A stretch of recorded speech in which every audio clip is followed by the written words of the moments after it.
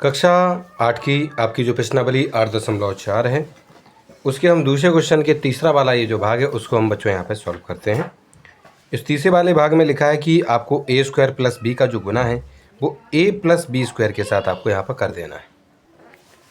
चलिए तो इसको यहाँ पे अब हम बच्चों लिखते हैं, इसको ए स्क्वायर प्लस बी का गुना ए प्लस बी स्क्वायर के साथ हम यहाँ पे करने जा रहे हैं।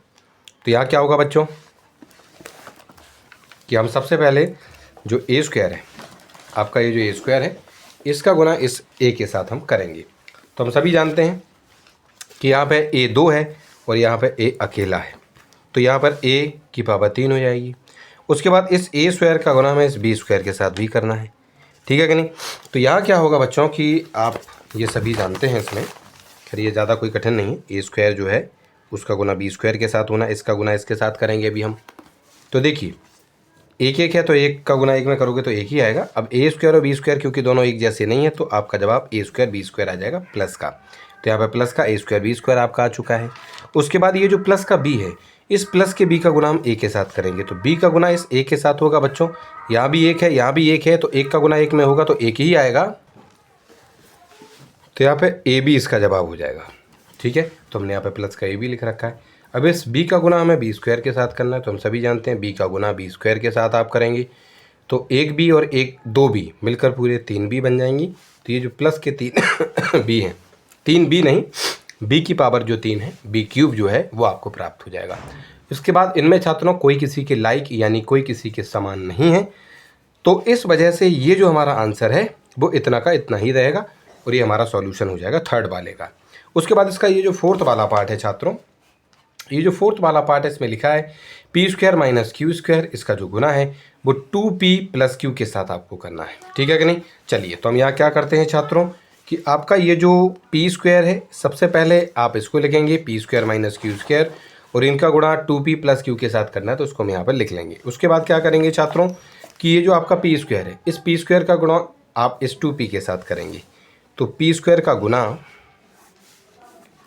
आप इस 2p के साथ करेंगे जब, तो देखिए यहाँ पर 1 है, यहाँ 2 है, तो 2 और 1 का गुना होगा तो 2 आएंगी। यहाँ पे p 1 है, यहाँ पे p 2 है, तो p की पावर 3 हो जाएंगी। तो आपका जवाब 2p की पावर 3 यानी 2p की पावर 3 हो जाएंगी। तो यहाँ पर हमने वो लिख रखा है बच्चों। उसके बाद इसी पी स्क्वायर का गुना इस q के साथ होगा, तो पी स्क्वायर का गुना q के साथ, यहाँ भी 1 है, यहाँ भी 1 है, गुना होने पर 1 आएगा, उसको हम लिखते नहीं हैं। पी स्क्वायर और क्यू स्क्वायर का जब गुना होगा तो पी स्क्वायर क्यू स्क्वायर ही आएंगी, ठीक, लेकिन किसके, प्लस के, तो प्लस के हमने पी स्क्वायर क्यू स्क्वायर लिख दिए। उसके बाद बच्चों ये जो अब माइनस क्यू स्क्वायर है, अब इसका गुना करना है इन दोनों के साथ ही, तो माइनस क्यू स्क्वायर का गुना छात्रों हम 2p के साथ करेंगे। तो यहाँ 2 है, यहाँ पर माइनस का 1 है, तो 2 का गुना माइनस 1 में होगा तो माइनस के 2 आएंगे, और p और q का गुना होगा तो p आएगा, और q का जो स्क्वायर था वो स्क्वायर का स्क्वायर रह जाएगा, ठीक है कि नहीं। चलिए तो यहाँ पर जो माइनस के 2p q स्क्वायर हैं वो यहाँ पर हमारे प्राप्त हो चुके हैं। उसके बाद इसी माइनस क्यू स्क्वायर का गुना अब हम इस प्लस के q के साथ करेंगे, तो ये जो q स्क्वायर माइनस का था उसका गुना प्लस वाले q के साथ होगा।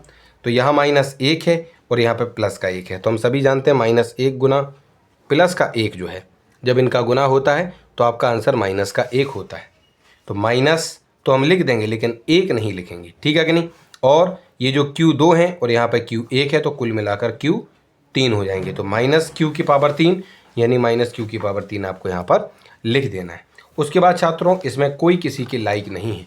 आपको लग रहा होगा कि ये दोनों लाइक हैं, लेकिन ऐसा नहीं है छात्रों, क्योंकि यहाँ पे P पे 2 पावर हैं और यहाँ पे Q पे 2 पावर हैं। अगर यहाँ पर भी P पे 2 पावर होती और यहाँ पर भी P पे 2 पावर होती, ठीक है कि नहीं, तो ये दोनों लाइक हो सकते थे। लेकिन एक चीज़ और इसमें होनी चाहिए थी बच्चों, यहाँ पर Q 1 है तो यहाँ पर भी Q को 1 ही होना चाहिए। अगर उस पर Q पे अगर 2 पावर लगी होगी तो भी ये क्या हो जाएगा आपका अनलाइक, यानी जितनी घात इधर हैं उतनी ही घातें इधर होनी चाहिए, तब जाकर वो हमारी समान या लाइक कहलाते हैं। तो यहाँ कोई किसी के लाइक नहीं है, इस वजह से इनको हम इसी प्रकार से ही लिखा रहने देंगे और यही हमारा आंसर होगा। तो इस तरीके से ये जो आपका सेकंड क्वेश्चन है वो यहाँ पर आपका जो है सॉल्व हो जाता है बच्चों।